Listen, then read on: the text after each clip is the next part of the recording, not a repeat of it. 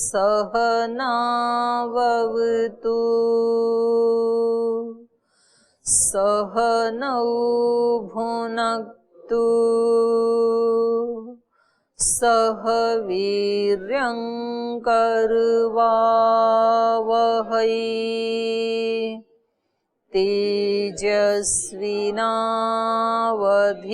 तेजस्विनावधीतमस्तु मा विद्विषावहै। ओम शांति शांति शांति।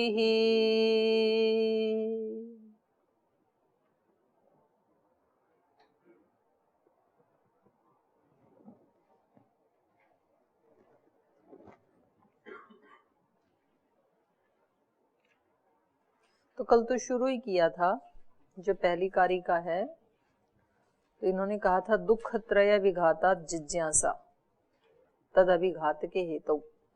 दुख, 3 प्रकार के दुखों से सब पीड़ित हैं और उस दुख के अभिघातक हेतु, अभिघात के हेतु नाश करने वाले कारण के विषय में जिज्ञासा है कि कोई तो ऐसा जड़ी बूटी हेतु कारण कुछ तो होगा संसार में जिससे इसका नाश हो सके 3 प्रकार के दुखों का। तो ये जिज्ञासा थी।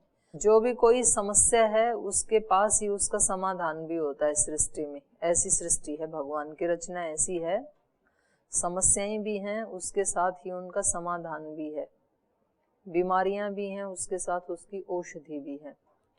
तो दृष्टे सा अपार्था चेत न, कोई कहे कि जी दृष्ट उपायों से 3 प्रकार के दुखों का हम नाश कर सकते हैं, तो कह रहे नहीं कर सकते हैं, क्योंकि उनसे ऐकांतिक और अत्यंत, ऐकांतिक मतलब एक तरफ से सर्वथा, और अत्यंत मतलब संपूर्ण रूप, संपूर्ण रूपेण।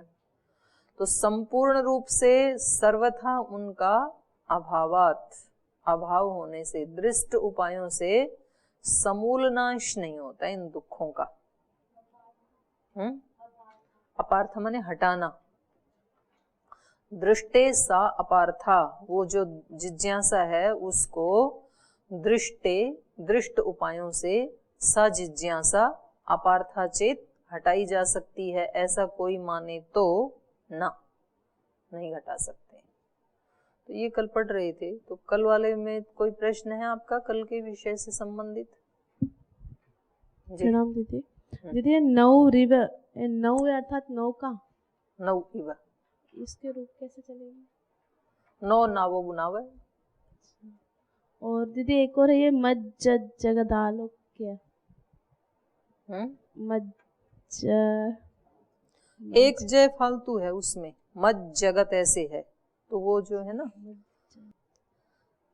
ये किसी वैयाकरण प्रक्रिया से ना जय अलग एक आ गया, मज्ज जगत ऐसे है वो। स एवं स उत्पन्न, इस प्रकार से जो वो उत्पन्न हुए ना धर्म ज्ञान वैराग्य और ऐश्वर्य को लेकर के कपिल ऋषि, एवं स उत्पन्न, इस प्रकार से जो उत्पन्न हुए, उत्पन्न सन, इस पूरे 4 प्रकार के ऐश्वर्य से युक्त उत्पन्न होते हुए, अंधे तमसी मज जगत आलोक्य, अंधकार रूपी तमस में निमग्न जगत को देखकर, तमसी मत, मज्ज माने निमग्न, तमसी मज जगत ऐसे है। ठीक है दीदी आगे करे चतुर्विध भूत ग्राम निमित्तम, ग्राम का समूह, ग्राम मतलब समूह, भूत ग्राम माने प्राणियों का समूह। और वैसे भी ग्राम जो है वो बहुत सारे मनुष्यों का समूह ही होता है, घरों का समूह ही होता है, तो ग्राम का अर्थ हमेशा होता है समूह। जी हो गया? और तो किसी का प्रश्न नहीं है? आगे चलूं? तो कल इन्होंने बताया था कि इन्होंने जो है भगवान कपिल जी ने देखा कि सारा संसार अंधकार रूपी दुखों में परेशान हो रहा है, तो उनके उद्धार के लिए फिर उन्होंने अपने जिज्ञासमानाय आसुरी गोत्राय ब्राह्मणाय इदम पंचविंशति तत्वानां ज्ञानम उक्तवान। तो करुणा से युक्त होकर के और जिज्ञासमानाय आसुरी गोत्राय, इनका जो शिष्य था आसुरी, उसने जिज्ञासा की कि भगवान कोई तो उपाय बताओ इन सब प्राणियों के उद्धार के लिए। तो ऐसे जिज्ञासा करते हुए उस आसुरी गोत्र में उत्पन्न होने वाले उस ब्राह्मण के लिए, अर्थात अपने शिष्य आसुरी के लिए, पंचविंशति तत्वानां ज्ञानम उक्तवान, इन 25 तत्वों का जो ज्ञान है ये उन्होंने आसुरी को बताया। यस्य ज्ञानात् दुख क्षयो भवति, उन 25 तत्वों के ज्ञान से दुख का नाश होता है। और कहा कि ये जो 25 तत्वों का ज्ञान जो है ना, जिसको भी हो गया, वो फिर किसी भी वर्णाश्रम में क्यों ना रहता हो, वो तो दुखों से छूटेगा, ना अत्र संशय, इसमें कोई संशय नहीं है। तो 25 तत्वों को कहें तो वो विस्तार है, और उनको संक्षेप में कहें यदि तो 2 प्रकार के तत्व हो गए, जड़ और चेतन। 24 जड़ हैं और 1 पुरुष चेतन है। तो जड़ और चेतन, इन 2 का रहस्य यदि जान लिया तो वो तो दुख से छूटेगा, और 2 का रहस्य नहीं जाना तो दुख से नहीं छूटेगा, ये इन्होंने बताया। तो कल इन्होंने बताया कि ये 3 प्रकार के दुख हैं, आधि दैविक, आधि भौतिक, आध्यात्मिक। तो इनके जैसे कि इनकी संज्ञा से ही स्पष्ट है, आधि भौतिक हम उसी को ही कहेंगे, जैसे हम कहते हैं ना भौतिक जगत, सूक्ष्म जगत, भौतिक शरीर, सूक्ष्म शरीर। तो भौतिक का मतलब है जिसको देखा जा सकता है, विजिबल। तो जो दुख हम देख सकते हैं, किसी ने किसी के शरीर पे चोट मारी तो दिखता है ना, घाव या नीलापन या वो डंडा, तो दिखाई देता है। तो उन सब को तो लेंगे आधि भौतिक में। जैसे कल चर्चा चल रही थी ना, स्वामी जी अपने आर्यदेव जी नहीं, जयदेव जी पूछ रहे थे जो कि संसाधनों से भी तो सुख मिलता ही है, और संसाधनों के ना होने से तो दुख होता ही है ना, जैसे गरीबी या संसाधनों की कमी, तो बिल्कुल होता है। लेकिन अगर वो अंदर से परेशानी हो रही है तो वो मानस दुख की श्रेणी में आ जाएगा। इन्होंने विभाग कर दिया ना, और इस श्रेणी में केवल उसी को ही लेंगे जो दिखाई देता है। ऐसे तो जब इसको बहुत हम सूक्ष्मता में देखेंगे ना, तो ये तीनों ही आध्यात्मिक ही हैं, माने मन में जाके ही ठहरते हैं। भूतों से मिलने वाला भी, दैवी शक्तियों से मिलने वाला भी, तो सारे आध्यात्मिक में ही हैं। मान लो कहीं कोई बारिश आ गई, तूफान आ गया, आंधी आ गई, और उससे जो हानि हो गई, तो एक व्यक्ति ज्यादा परेशान होता है, एक व्यक्ति कम होता है। तो ये कम और ज्यादा किसके कारण हुआ? मन के कारण हुआ। जिसका मन ज्यादा मजबूत है वो थोड़ा झेल जाएगा उसको, और जिसकी मानसिक शक्ति या भावनात्मक शक्ति, सहन करने की शक्ति आत्मा की कम है, तो वो ज्यादा परेशान हो जाएगा। तो ये तो शक्ति तो अंत में तो जाके सारे उसी में ही आ जाते हैं, उसी के अंतर्गत आ जाते हैं। तो भी हाँ, तो भी उन्होंने 3 भाग इसलिए किए कि इसको थोड़ा सा अलग करके देखा जा सके, जो भूतों से मिलने वाला, जो देवों से मिलने वाला, और जो अपने आप से ही मिलने वाला। तो हमें अच्छे से समझाने के लिए 3 भाग कर दिए। तो ऐसे तो सारे एक में ही आ जाएंगे, तो फिर भी जो विभाग किया है वो उनके स्वरूप को अलग अलग समझाने के लिए किया है। तो कल आधि भौतिक पढ़ रहे थे हम, तो ये हमने पढ़ लिया था। आधि दैविक क्या है? आधि भौतिक पढ़ लिया था, नहीं पढ़ना था? हाँ जी,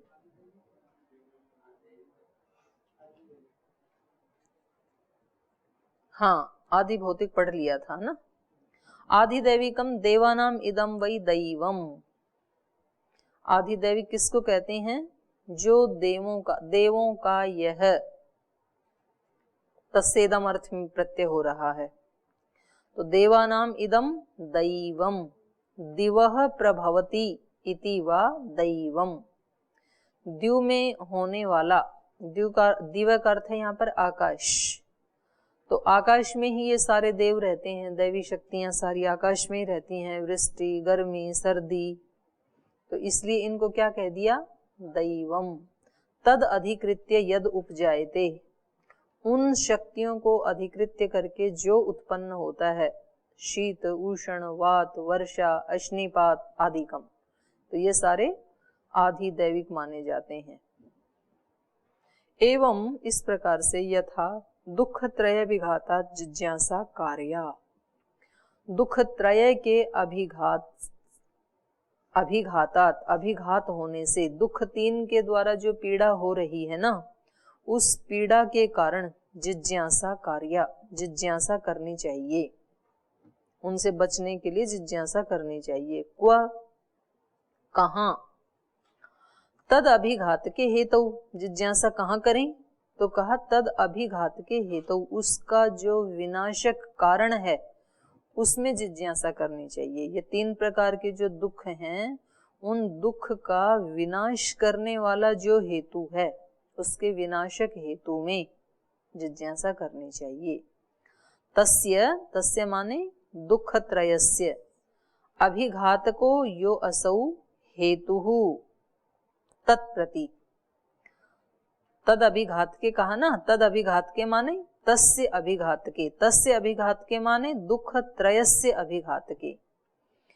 तो दुख त्रयस्य अभिघात के, अभिघातक माने यो असौ हेतुहु, दुख त्रय का नाश करने वाला जो हेतु है उसमें, तत्प्रति, उसके प्रति जिज्ञासा करनी चाहिए।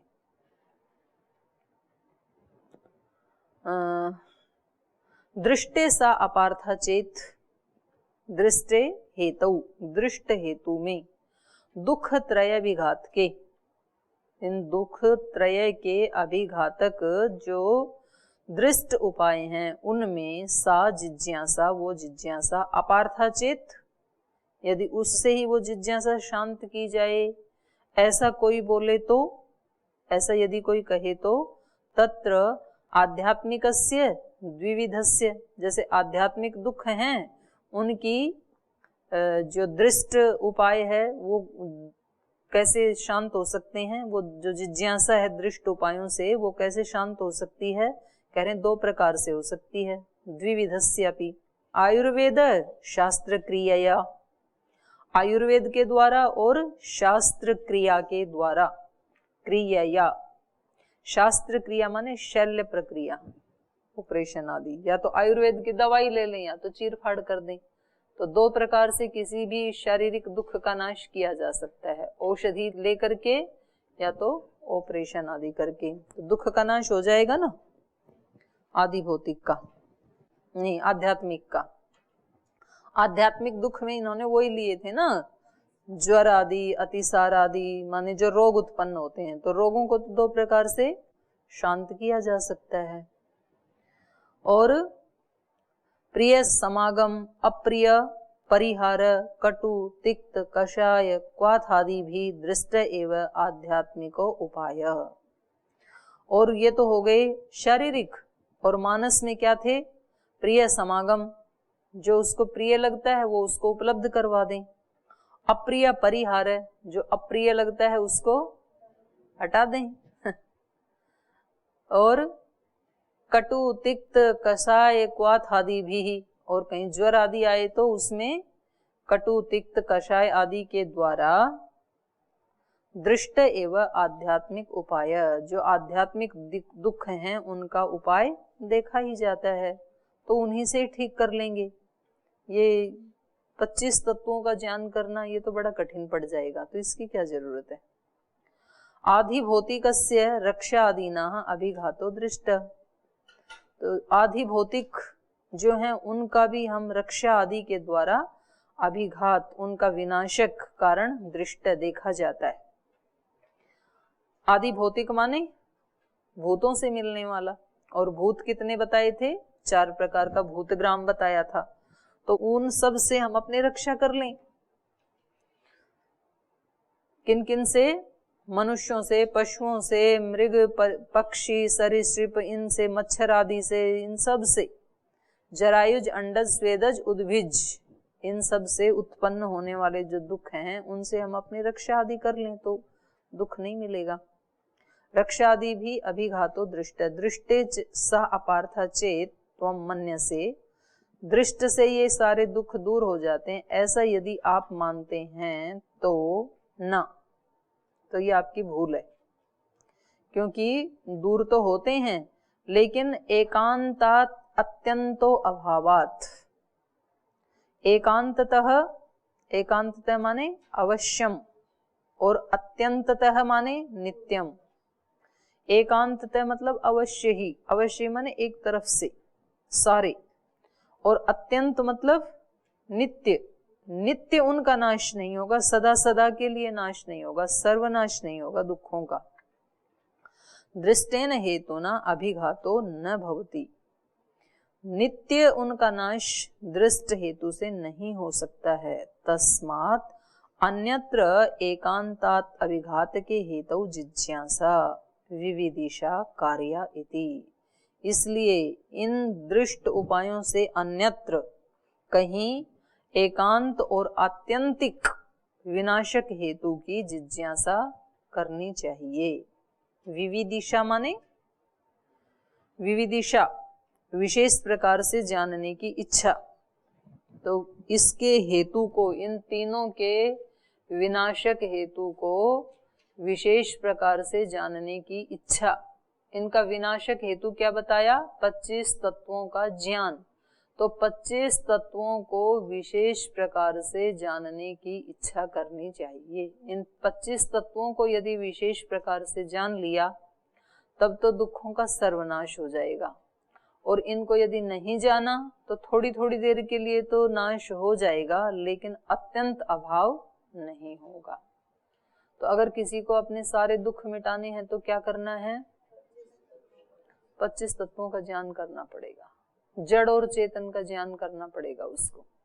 रीते ज्ञानान, ज्ञान के बिना मुक्ति नहीं है, क्योंकि जैसा ज्ञान होता है वैसा ही हमारा आचरण होता है। ज्ञान के अनुसार ही तो आचरण होगा ना सारा, और फिर जैसा आचरण होता है वो हमारे धर्म कर्माशय को बनाता है, और जो हमारा धर्म कर्माशय है वो हमें सुख या दुख देता है। तो हमारे सुख या दुख किस पे निर्भर हैं? हमारे कर्मों पे निर्भर हैं। जैसा हम कर्म करते हैं, मन से कर्म करते हैं, वाणी व्यवहार आदि करते हैं, लेकिन दिक्कत यह है कि व्यक्ति को करते हुए पता नहीं चलता है कि जो सोच रहा हूँ, जो कर रहा हूँ, इसका परिणाम क्या होगा, ये पता ही नहीं चलता है व्यक्ति को। उसको लगता है मैं कुछ नहीं कर रहा हूँ, मैं तो चुप बैठा हूँ। तो चुप बैठे बैठे भी बहुत कुछ सोच रहा है, बहुत कुछ भावनाएं उठा रहा है, और ये तेरे दुखों का बीज बनेंगे, क्योंकि ये बीज हैं। इससे अंकुरण फूटेंगे, पौधा उगेगा, फिर वृक्ष बनेंगे, और दुख के फल उसमें लगेंगे, और वो तू खाएगा, तेरे को खाने पड़ेंगे, क्योंकि बीज तू नहीं बोया था। तो ये पता नहीं चलता है हमें, और ये ठीक तब होंगे जब हमारा ज्ञान बढ़े। जैसे जैसे ज्ञान बढ़ता जाता है ना, तो उतनी मात्रा में चीजें हटती चली जाती हैं। आप लोगों को ज्ञान है कि ऐसा ऐसा आहार खाना चाहिए, इतना आहार खाना चाहिए, इस भाव से खाना चाहिए, तो आप वैसे ही खाते हैं, वैसे ही खाते हैं, तो आप दुखी नहीं होते। जिन लोगों को आहार का ज्ञान नहीं है, वात प्रधान शरीर है, और फिर भी भिंडी खा रहे हैं, छोले खा रहे हैं, राजमा खा रहे हैं, चावल खा रहे हैं, कढ़ी खा रहे हैं, उनको पता ही नहीं है। उसको खा के दर्द और बढ़ जाता है, फिर डॉक्टर के पास जा रहे हैं, फिर घुटने का ऑपरेशन करवा रहे हैं, क्योंकि उनको आहार का नहीं पता है। अगर उनको ज्ञान हो कि इन से मेरे रोग बढ़ जा रहे हैं, कभी कभी अपने अनुभव से ज्ञान हो भी जाता है कि जिस दिन मैं चावल के साथ छोले खाता हूँ, भिंडी खाता हूँ, उस दिन मेरे घुटने का दर्द बढ़ जाता है, तब तो व्यक्ति छोड़ देता है। फिर उसने 2-3 बार करके देखा, आयुर्वेद तो नहीं पढ़ा, पर अपना ही अनुभव करके देखा कि जब जब इसको खाता हूँ तब तब दर्द बढ़ जाता है, तो फिर उसको छोड़ देता है। ज्ञान होते ही व्यक्ति उसको आचरण में लाएगा। ज्ञान नहीं है तब अनजाने में वो भूलें करता रहता है फिर, और दुखी होता रहता है। तो इनका तत्व ज्ञान तो करना पड़ेगा मस्ट, अगर दुखों को हटाना है तो, नहीं तो कोई दूसरा रास्ता है नहीं। हम रास्ते दूसरे ढूंढते हैं, हम कहते हैं ये नहीं चाहिए, तत्व ज्ञान नहीं चाहिए, हमारे को परेशानी है, हमारे को पढ़ाई से परेशानी है, हमारे को भेज दो यहाँ से, प्रवास पे भेज दो, हमारे दुखों का नाश हो जाएगा। और प्रवास पे जाके कितने जा चुके हैं, नहीं हुआ उनके दुखों का नाश, वो आए वापस लौट के दुखी ही आए। कुछ बोल रहे हमारे को गौशाला भेज दो, हमारे दुखों का नाश हो जाएगा, यह नहीं अच्छा लग रहा है। गए गौशाला में बहुत सारे, उनके दुखों का नाश नहीं हुआ। कुछ कह रहे हैं कि हमें पढ़ा दो तो हमारे दुखों का नाश हो जाएगा, बहुत पढ़े हैं, उनके भी दुखों का नाश नहीं हुआ, पढ़ने वालों का भी, पढ़ने वालों का भी नहीं हुआ, सेवा वालों का भी नहीं हुआ। जिन्होंने साधना की उनके दुखों का नाश हुआ, तो वो तो करना ही पड़ेगा, तो उसमें कोई दिक्कत नहीं है। और साधना का ये नियम नहीं है कि आप गुरुकुल में रह के करें, तो ये आपके लिए शुभ समाचार है, कहीं भी कर सकते हैं, आप प्रवास में भी कर सकते हैं साधना, आप गौशाला में भी कर सकते हैं, आप कृषि करते समय भी कर सकते हैं, व्यापार करते समय भी कर सकते हैं। आपके लिए अनुकूल इन्वायरमेंट कहाँ है वो आपको देखना है और फिर उस पर डट जाना है। थोड़ी थोड़ी प्रतिकूलताएं तो सब जगह आएंगी, ऐसा कोई स्थान नहीं है धरती पे जहाँ एक भी प्रतिकूलता ना हो। इसलिए प्रतिकूलताओं से तो भागने का विचार हटा दो, प्रतिकूलता तो आएंगी सब जगह, आने दो, पर मेरे को ज्यादा अनुकूल क्या पड़ता है उसको एक बार चुन के और फिर वहां से तब तक नहीं हटना जब तक कि आत्म साक्षात्कार ना हो जाए, चलते रहना। गृहस्थी लोगों को देखो कितने दुख आते हैं उनको, फिर भी उन्हें आसानी से, क्योंकि उन्होंने स्वीकार किया है दुख भी आएंगे सुख भी आएंगे। झुंझुनू में थे एक व्यक्ति, तो वो बड़े प्रसन्न से रहते थे, गुरुजी के भक्त थे। तो गुरुजी ने एक बार उनसे पूछा कि आप लोगों को कभी ये इच्छा नहीं होती है कि सब छोड़ छाड़ के भाग जाएं? बोलते नहीं, वो पहले स्वीकार कर रखा है कि जो जीवन हमने अपनाया है इसमें सुख भी आएंगे दुख भी आएंगे, इसलिए दोनों का आनंद लेते रहते हैं और चलते रहते हैं, कोई दिक्कत नहीं है। और आप में से किसी को भेज दिया जाए तो भाग आएगा 2 दिन के बाद ही, तो सबके संस्कार अलग अलग है ना। तो किसी ने स्वीकार कर रखा है कि मेरे को इधर चलना है, तो वहां चलते हुए जो बाधाएं आएंगी उसको तो वो सह लेता है, और उससे अन्यत्र यदि उसको कहीं डाल दिया जाए तो फिर उसको दिक्कत होती है। तो साधना तो करनी पड़ेगी, ये ऋषियों ने बता दिया, जो इसके जानकार हैं उन्होंने बता दिया कि ऐकांतात अत्यंत विघात के हेतु जिज्ञासा विविदिशा कार्या इति। विशेष रूप से इन 25 तत्वों को जानने की इच्छा करें। आगे कारिका बोल लीजिए। दृष्टवद आनुश्रविकः स ही अविशुद्धि क्षय अतिशय युक्तः तद विपरीतः श्रेयान् व्यक्ताव्यक्त ज्ञ विज्ञानात्। अब ये कह रहे हैं कि चलो दृष्ट उपायों से यदि पूरा पूरा दुखों का नाश नहीं होता है तो आनुश्रविक उपायों से कर लेंगे। आनुश्रविक माने जो सुना हुआ है, किसी ने बताया ऐसे कर लो, किसी ने बताया मतलब जो वेद ने बताया। श्रुति कहते हैं ना श्रवण को, और अनुश्रुति अनुश्रव, जो गुरु ने बोला उसके गुरु के बाद जो सुना जाता है उसको अनुश्रव कहते हैं, और उससे संबंधित। अनुश्रव माने वेद भी होता है, जिसको सुना जाता है, जिसको पश्चात सुना जाता है। पश्चात मतलब गुरु के बाद, गुरु ने बोला उसके बाद उसको सुना गया, तो वेद को क्या कहा? अनुश्रव। और उस वेद में होने वाला तत्र भाव अर्थ में आनुश्रविक। ठीक, तो आनुश्रविक मतलब वेद में बताया हुआ उपाय, ये तो दृष्ट उपाय हो गए। आयुर्वेद, शल्य, ये तो दृष्ट उपाय हो गए, औषधि आदि से उसको ठीक करना। उससे भी नहीं हो तो जो वेद में बताया है कि ऐसे अग्निहोत्र आदि बड़े याग आदि करने से सब दुखों का नाश होता है, स्वर्ग की प्राप्ति होती है। स्वर्ग की प्राप्ति मतलब दुखों का नाश, वहां कोई दुख नहीं है। तो हम उन उपायों से स्वर्ग को पालेंगे तो दुखों का नाश हो जाएगा। तो कह रहे नहीं, दृष्टवत आनुश्रविकः, जैसे दृष्ट उपाय हैं वैसे ही आनुश्रविक उपाय भी हैं। क्यों? सही अविशुद्धि, एक तो उनमें शुद्धि नहीं है, अविशुद्धि है, क्योंकि हत्या आदि होती है ना, पशु आदि मारे जाते हैं, तो अविशुद्धि है। दूसरा क्षय, नाश भी होता है उनका, वो भी तो एक भोग योनि है ना, देव योनि और स्वर्ग के सुख हैं, उनकी भी तो एक लिमिट है, तो उनका नाश भी होता है, तो वहां भी ये जुड़ा हुआ है। और अतिशय युक्त, बड़ी अतिशयता से युक्त है ये कर्म कांड, इतने सरल नहीं है।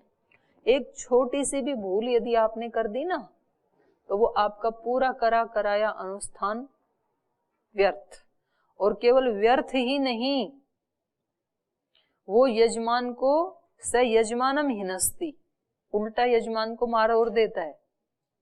जैसे कोई उच्चारण स्वर से या व्यंजन की दृष्टि से मंत्र पाठ आपने गलत कर दिया, तो कह रहा है कि वो दो धारी तलवार है ये कर्म कांड वाला, तो ये यजमान को ही उल्टा मारता है। जैसे वो एक शक्ति छोड़ी जाती है ना, ब्रह्मास्त्र, तो उसका ये नियम है कि वो एक बार यदि छोड़ दी किसी ने, तो अब वो वापस नहीं आएगी, किसी ना किसी का तो वो नाश करेगी ही। तो जिस व्यक्ति के ऊपर छोड़ी, उस व्यक्ति ने अगर किसी तरह अपना उपाय कर लिया, वो कहीं ऐसे किसी गुरु की, किसी बड़े देवता की शरण में चला गया और वहां उन्होंने बचा लिया उसको अपने तप से, तो अब वो वापस आके आपको मारेगी। छोड़ने से पहले आप सावधान रहना, वो बिना नाश किए फिर छोड़ती नहीं है। तो ये जो कर्म कांड है ये ऐसे ही है, अगर आपने उसमें अशुद्ध उच्चारण किया, या आपने अशुद्ध सामग्री आदि डाली, या अशुद्ध भाव से डाली, तो आपका फायदा ना करे वो तो कोई बात नहीं, लेकिन उल्टा नुकसान भी करती है। फिर पुण्य ना बढ़े तो कोई बात नहीं, लेकिन पुण्य ना बढ़ने के साथ साथ पाप को भी बढ़ाती है वो। तो इसलिए उसको कहा अतिशय युक्त, अतिशयता से युक्त है ये वैदिक कर्म। तद विपरीत, और उससे विपरीत फिर श्रेय क्या है, तो कहा श्रेयान व्यक्त अव्यक्त ज्ञ विज्ञानात्। कल्याण किसमें है, श्रेय किसमें है, व्यक्त अव्यक्त और ज्ञ का विशेष ज्ञान होने से। व्यक्त तो है ये 24 तत्व, अव्यक्त है मूल प्रकृति, और ज्ञ मतलब जानने वाला, ज्ञाता, चेतन। तो यहाँ सांख्य में पुरुष कह दिया बस, यहाँ आत्मा या परमात्मा ऐसे दो शब्द प्रयोग नहीं किए। ज्ञ का मतलब है जानने वाला, अर्थात चेतन, अर्थात पुरुष। पुरुष से दोनों का ग्रहण हो जाता है। तो प्रसंग के अनुसार देखा जाएगा कि कहाँ पुरुष से आत्मा का ग्रहण होता है, कहाँ पुरुष से परमात्मा का ग्रहण होता है। जी विशुद्ध माने पवित्र, अविशुद्ध जो पवित्र नहीं है। यज्ञ याग आदि हैं वो अविशुद्ध हैं, पवित्र नहीं है। पशु काटा जाता है तो कैसे पवित्र होगा, हिंसा हो गई, खून बह गया।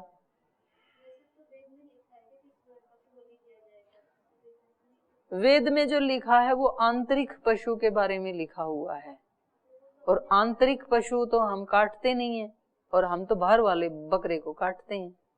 तो फिर वो शुद्ध कर्म नहीं हुआ ना, अशुद्ध हो गया। उसका आश्रय लेकर यदि आप दुख से बचना चाहते हैं, बच नहीं पाओगे।